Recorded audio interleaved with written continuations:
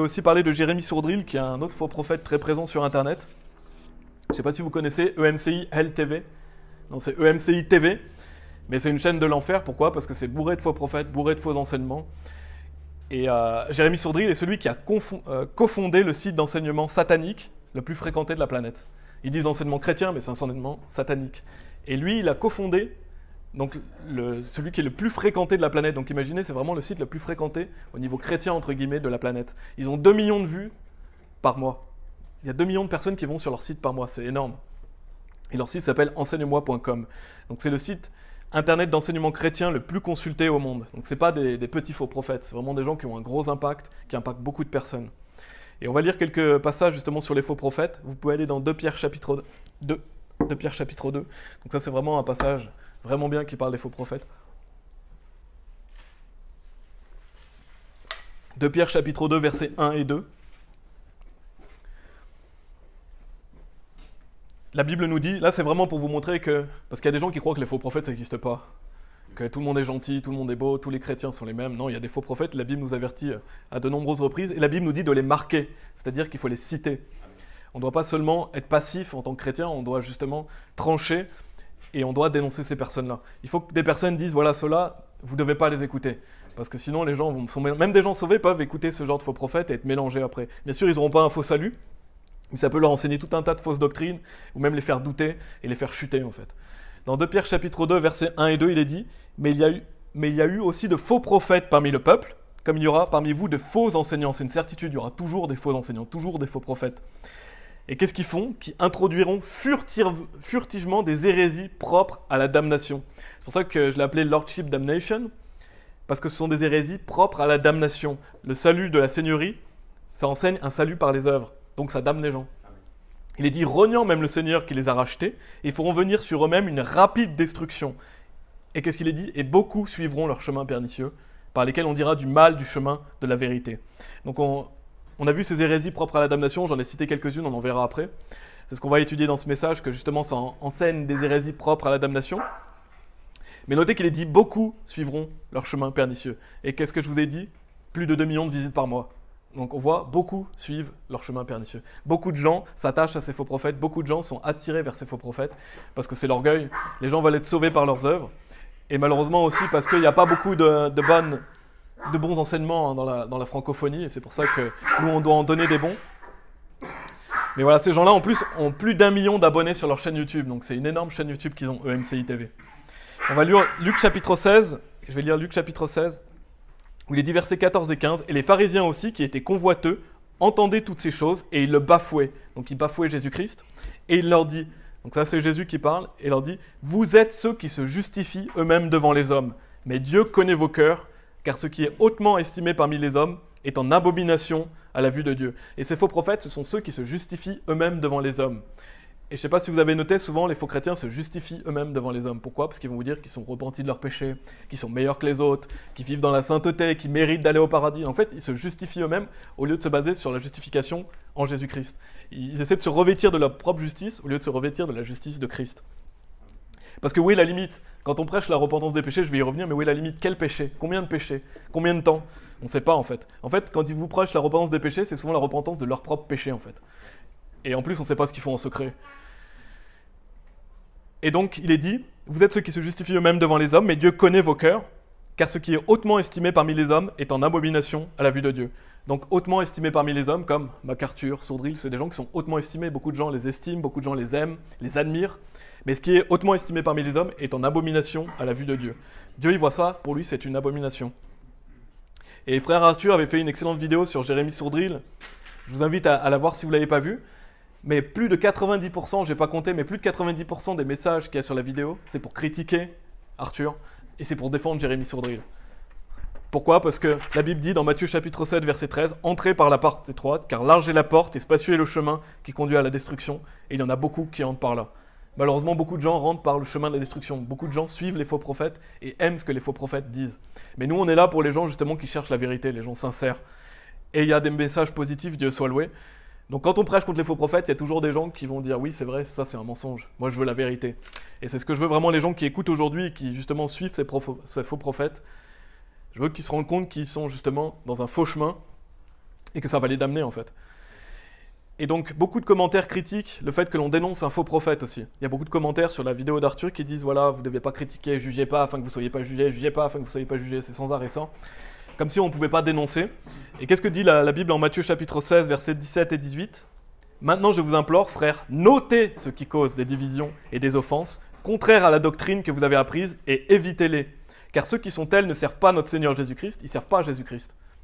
Mais leur propre ventre, et par de bonnes paroles et de beaux discours, ils trompent les cœurs des simples. Donc ils ont des belles paroles, des beaux discours, ce sont des gens souvent éloquents, qui sont admirés par les foules, mais en fait ils trompent le cœur des simples. Et donc quand il est dit noter, noter ça veut dire citer, ça veut dire mentionner. Donc nous on doit citer, on doit mentionner qui est un faux prophète, pour mettre les gens en garde, et pour donner la possibilité aux gens d'écouter la vérité en fait, tout simplement. En fait c'est notre combat, on doit combattre pour la vérité. Et Jésus était notre modèle. Qu'est-ce que Jésus a fait souvent ? Il a dénoncé les pharisiens. Il a dénoncé ce qui n'allait pas. Et c'est ce qu'on doit faire. Et malheureusement, beaucoup de ces faux prophètes sont des réprouvés. Tous les faux prophètes ne sont pas des réprouvés. Mais Sourdril, MacArthur, des pointures comme ça, ce sont des réprouvés. Et la Bible dit dans 2 Timothée chapitre 3, verset 8, « Or comme Janès et Jean Bresse résistèrent à Moïse, de même ceux-là aussi résistent à la vérité, hommes aux intelligences corrompues, réprouvés concernant la foi. » En fait, ils sont réprouvés concernant la foi, ils ne peuvent plus croire. Si vous ne pouvez plus croire, vous ne pouvez plus être sauvés. Donc ce sont des gens en plus qui damnent les personnes en fait. Je ne sais pas si vous vous rendez compte de ce qu'ils font, mais ils damnent des gens en enfer. Des gens sont en enfer déjà à cause d'eux, et ils en amènent encore d'autres avec eux. Ils n'ont pas une petite influence. Ils ont 2 millions de visites par mois pour l'un, et John MacArthur a une énorme audience sur Internet. Il a une grande église en plus. Donc ça, c'était l'introduction. Donc John MacArthur, il enseigne que la repentance est un détournement du péché. Et on va voir maintenant ce qu'enseigne Jérémy Sourdril, parce qu'il a un enseignement sur Internet qui s'appelle la véritable repentance. Donc selon lui, quelle est la véritable repentance ? Et bien la véritable repentance, selon lui, c'est le fait de suivre Jésus-Christ. Donc se repentir pour le salut, c'est suivre Jésus-Christ. Ça rejoint ce qu'a dit John MacArthur. C'est le salut par le fait d'être disciple. Et donc Sourdril nous dit, es-tu prêt à mourir pour Christ ? C'est ça la repentance. Est-ce que tu es prêt à mourir pour Christ ? Renoncer à sa vie, porter sa croix, le suivre. Est-ce que vous avez vraiment renoncé à votre vie ? Le véritable évangile, c'est un évangile de renoncement. Je pensais que le véritable évangile, c'était la mort, l'ensevelissement et la résurrection de Jésus-Christ. Pour lui, c'est le renoncement. Ce n'est pas simplement croire qui va sauver les gens. Les démons croient. Croire en Jésus n'a jamais sauvé personne, voilà ce qu'il dit. Il dit croire en Jésus n'a jamais sauvé personne. Il faut vraiment avoir de l'audace pour dire une chose pareille. Et quand on écoute ça, les gens qui suivent Sourdril devaient se dire mais c'est un faux prophète. Croire en Jésus n'a jamais sauvé personne. La Bible dit crois au Seigneur Jésus-Christ et tu seras sauvé. Donc on voit que c'est des mensonges qu'il enseigne. Jean chapitre 6 verset 47 nous dit celui qui croit en moi a la vie éternelle. Jésus ne dit pas celui qui croit en moi et me suit à la vie éternelle. Il dit celui qui croit en moi a la vie éternelle. Donc en qui vous croyez, dans la Bible ou dans EMCI ? Est-ce que vous croyez en Dieu ou est-ce que vous croyez dans les faux prophètes ? C'est la question à vous poser parce que, en plus, ces faux prophètes, ils répètent comme des perroquets tout le temps les démons croient, les démons croient. Ils sont tout le temps en train de dire les démons croient. C'est un des versets préférés des faux prophètes, même des faux chrétiens, malheureusement, quand vous allez dans la rue, ils répètent souvent les démons croient, les démons croient. Donc je vais revenir un peu sur ce verset rapidement. Il y a une vidéo sur la chaîne si vous voulez regarder, mais je vais lire Jacques chapitre 2, verset 19. Justement, s'il y a des personnes qui ne comprennent pas ce verset, au moins ça les aidera peut-être à comprendre. Parce qu'il est très simple à comprendre ce verset quand on l'a bien compris. Jacques chapitre 2, verset 19 nous dit « Tu crois qu'il n'y a qu'un seul Dieu, tu fais bien, les diables aussi le croient et tremblent. » Et j'ai toujours trouvé ça intéressant de noter que les faux prophètes, ils aiment bien se comparer aux diables. Ils sont toujours en train de dire « les démons croient ». Ils se comparent à des démons. Mais les démons ne peuvent pas être sauvés. Mais en fait, oui, ils se comparent aux démons, c'est des démons. Mais les démons ne peuvent pas être sauvés. La Bible dit que Jésus est mort pour tous les hommes. Il n'est pas mort pour les démons. Les démons sont réprouvés, ils ne peuvent pas être sauvés. Donc c'est toujours ridicule de toujours se comparer aux démons, parce qu'en fait, ils se comparent aux démons. Et en plus, ce verset ne parle pas du salut, parce que croire qu'il y a un seul Dieu, ça ne sauve personne. Si vous croyez qu'il y a un seul Dieu, si vous croyez que Dieu existe, vous ne serez pas sauvés comme ça, vous êtes sauvés en croyant en Jésus-Christ. Ce verset ne dit pas « tu crois en Jésus-Christ, tu fais bien ». Non, il dit « tu crois qu'il n'y a qu'un seul Dieu ». Et beaucoup de gens croient qu'il y a un seul Dieu, mais ils ne sont pas sauvés. Donc ce verset ne parle pas du salut, il n'est pas question de confiance en Jésus-Christ. En fait, il est question, dans ce verset, de craindre Dieu, tout simplement. Il est dit, tu crois qu'il n'y a qu'un seul Dieu, tu fais bien, les diables aussi le croient, et tremblent. En fait, on doit trembler devant Dieu, on doit craindre Dieu, mais ça ne parle pas du salut. Ça parle, nous, en tant que chrétiens, quand on est sauvés, on doit craindre Dieu. Et puis les démons craignent Dieu, parce qu'ils savent que Dieu existe. Et donc, simplement, on doit croire en Jésus-Christ pour être sauvé, et on doit trembler devant Dieu, parce qu'on craint Dieu dans notre vie chrétienne. Et donc ça c'est pour la notion de Jacques chapitre 2, verset 19. Donc ils utilisent souvent les démons croient, ils se comparent souvent à des démons. Mais il y a aussi ceux qui prêchent la repentance des péchés, ils ont un maître, je ne sais pas si vous savez qui c'est Judas Iscariote. Pourquoi ils ont 1 mètre? Parce que Judas Iscariote, il s'est repenti de ses péchés. Et est-ce qu'il a été sauvé? Non. Donc on voit bien que se repentir de ses péchés, ça n'a rien à voir avec le salut. Et en fait, il s'identifie à Judas, parce que ce sont des Judas. Et Judas n'était absolument pas sauvé, pourtant il s'est repenti d'avoir livré Jésus. Après, qu'est-ce qu'il a fait? Il s'est pendu, il est allé direct en enfer. Judas était un fils du diable, et la Bible est claire à ce sujet, parce que les gens aiment bien, les faux prophètes aiment bien utiliser Judas comme un exemple de quelqu'un qui a perdu son salut, ou comme un exemple de quelqu'un qui est croyant en Jésus, mais a arrêté de croire, et donc a perdu son salut. Et on voit dans Jean chapitre 6, vous pouvez aller dans Jean chapitre 6, la Bible elle est vraiment claire au sujet de Judas. Dieu est vraiment parfait parce qu'il y a réponse à tout. Jésus nous dit clairement dans Jean chapitre 6 que Judas n'était pas sauvé. Il est dit dans Jean chapitre 6, je vais lire quelques versets, verset 64, « Mais il y en a quelques-uns parmi vous qui ne croient pas. » Donc est-ce que ces gens croient? Non, Jésus nous dit « Ils ne croient pas. » Car Jésus savait depuis le commencement qui étaient ceux qui ne croyaient pas, donc qui ne croyaient pas en lui, ils n'ont jamais cru en lui, et qui le trahiraient. Bien sûr, on sait que c'est Judas qui va le trahir. Et on voit versets 70 et 71, « Et Jésus leur répondit, « Ne vous ai-je pas choisi, vous les 12, et l'un de vous est un diable ?» Il parlait de Judas Iscariote, le fils de Simon, car il était celui qui devait le trahir, étant l'un des 12. Donc Dieu nous le met direct sous notre face. On voit Judas. Judas était un traître. Il n'a jamais cru en Jésus-Christ. Il n'a jamais perdu son salut parce qu'il n'a jamais cru en Jésus-Christ. On ne peut jamais perdre son salut. Et ça, on va le voir, je vais revenir après. Mais Judas n'a jamais cru en Jésus-Christ. Et donc souvent, ceux qui prêchent la repentance des péchés, en fait, ce sont des Judas. Comme Judas qui s'est repenti de ses péchés, il n'était pas sauvé. Et donc, le message de Sourdril qui dit être la véritable repentance, on va définir ce que c'est que la véritable repentance maintenant, après on va revenir un peu sur ce qu'il dit. Mais qu'est-ce que la véritable repentance au regard du salut? Parce que c'est important de bien comprendre cette notion de la repentance. Est-ce que c'est se repentir de ses péchés? Non. Qu'est-ce que ça veut dire? Déjà, notez que dans la Bible, il n'est jamais dit se repentir de ses péchés. Vous pouvez chercher dans votre Bible, c'est jamais écrit se repentir de ses péchés pour le salut. C'est absolument anti-biblique, c'est rajouté à la parole de Dieu en fait. C'est ajouté comme un maléfice par les faux prophètes. Se repentir pour le salut, ça veut dire vous changer d'avis. Vous pensiez, vous croyez dans quelque chose, vous changez d'avis, vous vous tournez vers Jésus-Christ. C'est un changement de croyance. Si vous croyez dans un faux Dieu, si vous croyez dans une fausse religion, vous devez arrêter de croire en ça pour croire en Jésus-Christ. C'est aussi arrêter de croire dans ses œuvres pour être sauvé. C'est ça la vraie repentance, la véritable repentance. Ça prend 2 minutes à expliquer. C'est vous arrêtez de croire en Jésus-Christ, vous arrêtez de croire dans un faux Dieu ou dans une fausse religion et vous croyez en Jésus-Christ. C'est ça la repentance. C'est repenser, c'est un changement d'avis. Eux, ils prêchent le changement de vie, mais c'est le changement d'avis. Et Jonas chapitre 3, verset 10, vraiment ça c'est le meilleur verset pour débunker cette fausse doctrine dans l'Ancien Testament. Et Dieu vit leurs œuvres. Donc qu'est-ce que fait Dieu? Il voit leurs œuvres. Et quelles sont leurs œuvres? Qu'ils se détournaient de leur mauvais chemin. Donc ça ne peut pas être plus clair. La repentance des péchés, c'est une œuvre. Se détourner de son mauvais chemin, arrêter de pécher, ce sont des œuvres. Dieu le voit comme des œuvres. Si vous vous détournez d'un péché, pour Dieu, c'est une œuvre. Et il est dit, et Dieu se repentit du mal qu'il avait parlé de leur faire, et il ne le fit pas. Donc changer de vie, se repentir de ses péchés, tout ça, c'est un salut par les œuvres. Donc ça détruit toute cette fausse doctrine de la repentance des péchés. Ce seul verset le détruit. Il faut vraiment vouloir être aveugle pour ne pas le voir, parce que la Bible le dit clairement, celui qui change de vie pour Dieu, c'est une œuvre. Et donc, se repentir de ses péchés, pour nous, c'est quelque chose de quotidien. La repentance par rapport au salut, c'est le fait d'arrêter de croire dans un faux salut, croire en Jésus-Christ. Et une fois que vous êtes sauvé, Dieu veut que vous vous repentiez de vos péchés. Rien à voir avec votre salut, c'est pour lui être agréable, pour être un bon enfant, pour justement pratiquer ses œuvres. Donc se repentir de ses péchés, c'est quelque chose de quotidien qu'on doit pratiquer, parce qu'on a toujours des péchés, on doit toujours se détourner de nos péchés. Ça n'a rien à voir avec le fait d'être sauvé. On doit progresser en sainteté, on doit progresser en tant que chrétien, mais ça, c'est pas pour le salut. On va voir plusieurs versets qui parlent de la repentance.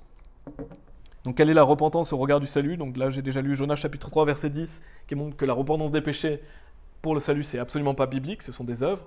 Je vais lire Matthieu chapitre 21, verset 32, qui nous dit « Car Jean est venu à vous par le chemin de la droiture, et vous ne l'avez pas cru. Mais les publicains et les prostituées l'ont cru, et vous, quand vous l'avez vu, vous n'êtes pas ensuite repentis pour que vous puissiez le croire. » Donc on voit dans ce verset que se repentir, justement, c'est se tourner vers Jésus-Christ, c'est croire en lui, ça n'a rien à voir avec le fait de se repentir de ses péchés. Et d'ailleurs, les faux prophètes, ils ont du mal avec ce verset. Pourquoi? Parce que les publicains et les prostituées l'ont cru. Donc est-ce qu'eux se sont repentis de leurs péchés avant d'être sauvés? Est-ce qu'il est dit qu'ils ont arrêté d'être prostitués? Est-ce qu'il est dit qu'ils ont arrêté d'être publicains avant d'être sauvés? Non. Ils ont simplement cru en Jésus-Christ. Et justement, c'est toujours la même chose, c'est comme les pharisiens de l'époque qui se croient meilleurs que les autres. Et ils veulent même pas que ils veulent pas que les publicains et les prostituées soient sauvés. Ces faux prophètes, ils veulent les damner, ils veulent pas qu'ils soient sauvés. Il leur dit, allez, arrêtez de faire ça pour être sauvés. C'est pas comme ça qu'on est sauvés. Donc avec ce verset, ils auront du mal, forcément. Pourquoi? Parce qu'on voit bien que ça contredit toute leur doctrine. Rien à voir avec le fait de pratiquer une bonne vie, d'être sauvé. C'est ce que Dieu attend d'une personne sauvée, mais c'est pas comme ça qu'on est sauvé. Donc ce verset montre qu'il suffit de croire. On a Actes chapitre 19, verset 4 aussi qui nous dit « Alors Paul dit, en vérité, Jean a baptisé du baptême de la repentance, disant au peuple qu'il devait croire à celui qui devait venir après lui, c'est-à-dire à Christ Jésus. » Le baptême de la repentance que prêchait Jean le Baptiste, c'était qu'on croit en Jésus-Christ. C'est ça la véritable repentance. C'est le fait de croire en Jésus-Christ. C'est un changement d'avis. Hébreux chapitre 6, verset 1 nous dit aussi « Par conséquent, laissant les principes de la doctrine de Christ, continuons d'aller vers la perfection, ne posons pas de nouveau le fondement de la repentance des œuvres mortes et de la foi envers Dieu. » La repentance des œuvres mortes, c'est que vous arrêtiez de croire dans vos œuvres pour être sauvés. Parce que si vous croyez dans votre justice, la Bible dit que ce sont comme des vêtements souillés devant Dieu, ce sont des œuvres mortes. Pour Dieu, ça vaut rien. Si vous essayez de sauver par vos œuvres, Dieu il voit ça comme de la pourriture. La Bible dit donc que le baptême de la repentance, c'est le fait de croire en Jésus-Christ, et donc la repentance des œuvres mortes, c'est arrêter de croire dans ses œuvres afin de croire en Jésus-Christ. Parce que quand les gens vous disent « oui, il faut se repentir de ses péchés », comme j'ai dit, quel péché ils parlent? Est-ce que c'est tous vos péchés? Est-ce que vous pouvez vous repentir de tous vos péchés? Est-ce que c'est possible? La Bible dit dans 1 Jean chapitre 1 verset 8, « Si nous disons que nous n'avons aucun péché, nous nous trompons nous-mêmes et la vérité n'est pas en nous. » Impossible de n'avoir aucun péché. Donc où est la limite en fait? De quel péché vous devez vous repentir? Parce que si vous devez vous repentir de vos péchés, on est tous foutus. Parce qu'on est tous pécheurs. On ne peut pas se repentir de tous ces péchés. C'est pourquoi Jésus est venu mourir pour nous. Donc on voit à quel point leur doctrine est ridicule. On va revenir à ce que dit Jérémie Sourdril, parce que j'ai parlé de la véritable repentance. Donc qu'est-ce que vraiment la repentance? Pas selon Jérémie Sourdril, mais selon la Bible. Parce que si vous croyez la repentance selon Sourdril, vous êtes damnés. La Bible, donc, pardon, pas la Bible, mais Sourdril dit « Renoncer à sa vie, porter sa croix, le suivre. Est-ce que vous avez vraiment renoncé à votre vie ?» Donc en fait, il mélange le salut, la vie chrétienne. Il mélange le fait de renoncer à sa vie quand on est chrétien. Il mélange le fait de suivre Jésus-Christ, le fait d'être disciple, comme on a vu, et le fait d'être sauvé. Il fait croire qu'on est sauvé en étant disciple. C'est ça le salut de la Seigneurie. Et Matthieu chapitre 16, verset 24, justement, nous donne cette notion. Il dit « Alors Jésus dit à ses disciples », vous voyez encore, il parle à ses disciples. Là, il n'explique pas aux gens comment on est sauvé. « Si un homme veut venir après moi », donc il y a toujours un « si ». Jésus, il ne nous force pas à le suivre. Une fois que vous êtes sauvés, Jésus ne vous force pas à le suivre. Quand il dit « Suivez-moi, je vous ferai des pécheurs d'hommes », il ne va pas prendre les gens et les forcer à le suivre. Dieu, il veut des personnes qui l'adorent en esprit, en vérité, des personnes qui veulent le suivre. Bien sûr, il y aura une conséquence si vous ne le suivez pas. Parce que vous avez été créés pour Christ. Dieu va vous châtier, il va vous ramener sur le droit chemin. Mais Dieu ne force pas les gens à le servir. Il a créé des êtres humains qui sont libres. On n'est pas des robots. Déjà, on a la liberté d'accepter ou non le salut, avec les conséquences qui viennent avec. Si on n'accepte pas, on va en enfer. Mais après, on a la liberté, entre guillemets, la liberté de le servir ou pas. Je dis la liberté entre guillemets parce que c'est ce qu'on devrait faire. La vraie liberté, en plus, c'est en le servant. Donc là, on voit que Jésus nous dit, si un homme veut venir après moi, qu'il renonce à lui-même et qu'il prenne sa croix et me suive. Je dis amen à ça. Mais est-ce que c'est comme ça qu'on est sauvé? Non. Donc là, il parle à des disciples. Il parle de comment on peut le suivre. Et il y a peu de personnes sauvées qui sont prêtes à ces sacrifices. Renoncer à soi-même, c'est un gros sacrifice. Ça veut dire que vous devez renoncer à vous-même, à vos aspirations, vos projets. Vous devez renoncer à tout ce que vous êtes pour suivre Jésus-Christ. Donc ça demande un énorme sacrifice. Prendre sa croix, c'est pas quelque chose de réjouissant non plus. Vous devez porter votre croix. Donc ça veut dire quoi? Ça veut dire que vous êtes participant des souffrances de Christ, que vous devez souffrir avec le peuple de Dieu, que vous devez prendre part à ces souffrances. Donc oui, c'est pas facile, mais c'est ce que nous devons faire. Et c'est ce qui en vaut la peine. Donc il y a aussi un truc que je voulais mentionner, c'est l'histoire du voleur sur la croix, parce que je pense que les faux prophètes, ils doivent avoir du mal avec cette histoire, du voleur sur la croix, parce que est-ce que le voleur sur la croix s'est repenti de ses péchés? Est-ce qu'il a suivi Jésus-Christ? Non, il était cloué à une croix. Donc le voleur sur la croix, qu'est-ce qu'il a fait? Il a demandé à Jésus de le sauver. Il a simplement pris conscience qu'il ne pouvait pas se sauver lui-même, il a demandé à Jésus de le sauver, il a été sauvé. Parce que si on prend cet enseignement du salut de la Seigneurie à la lettre, donc par le fait d'être disciple, qu'est-ce qui est le mieux pour vous? Attendez de mourir et demandez à Jésus de vous sauver. Au moins, vous êtes sûr de ne pas perdre votre salut. Au moins, vous êtes sûr de ne pas avoir vous repentir de tous vos péchés. Parce que si on prend l'enseignement à la lettre, c'est ça. C'est complètement ridicule. Qu'on voit avec cette histoire du voleur sur la croix, que le salut de la Seigneurie est ridicule. Parce que Dieu ne veut pas qu'on soit sauvé avant notre mort. Il veut qu'on soit sauvé aujourd'hui. Il dit aujourd'hui est le jour du salut. Donc Dieu ne veut pas attendre qu'on attende sur notre lit de mort de demander de nous sauver pour qu'ainsi on soit sûr de ne pas perdre notre salut. Parce que dans ces cas-là, vous ne pouvez même pas servir Dieu. Donc on voit que c'est vraiment ridicule. J'espère que vous avez compris ce que je veux dire, mais l'histoire du voleur sur la croix veut dire que le salut de la Seigneurie est ridicule. On doit être sauvé le plus jeune possible. Pourquoi? Parce qu'une fois que vous êtes sauvé, vous êtes toujours sauvé. Après, vous passez votre vie à servir Dieu. Le salut est simple, c'est comme boire un verre d'eau, c'est la vie éternelle.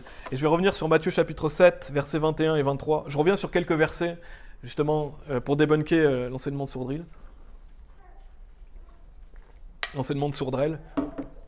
Matthieu chapitre 7, versets 21 et 23, qui nous dit « Ce n'est pas quiconque me dit Seigneur, Seigneur qui entrera dans le royaume du ciel, mais celui qui fait la volonté de mon Père qui est au ciel. » Je ne vais pas aller dedans, mais vous allez dans Jean chapitre 6, versets 39 et 40, la volonté du Père, elle est clairement expliquée, c'est qu'on croit en Jésus-Christ pour avoir la vie éternelle. Et il est dit « Beaucoup me diront en ce jour-là, Seigneur, Seigneur, n'avons-nous pas prophétisé en ton nom, et chassé les diables en ton nom, et fait beaucoup d'œuvres merveilleuses en ton nom?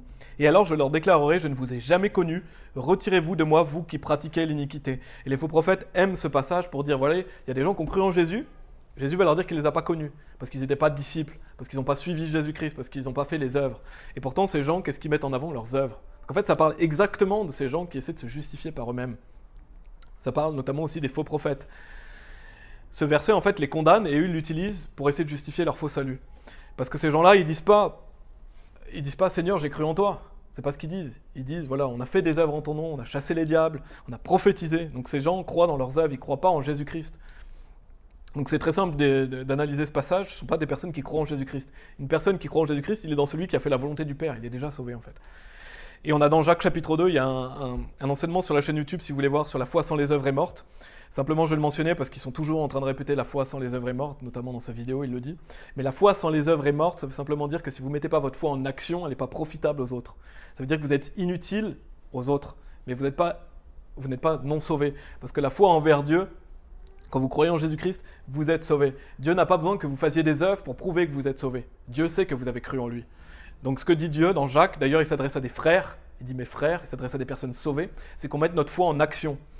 Et j'ai lu un commentaire sur une vidéo et je trouvais ça un excellent exemple, quelqu'un qui donnait l'exemple d'une arme à feu. Si vous prenez un pistolet, si vous dites que le pistolet c'est la foi et que les munitions ce sont les œuvres, un pistolet chargé avec des balles, eh ben, il va vous être profitable. Pourquoi? Parce qu'il va pouvoir vous servir à vous défendre. Mais si vous n'avez pas les balles, il est comme mort en fait ce pistolet, il ne sert à rien. Ben, c'est pareil que pour nous.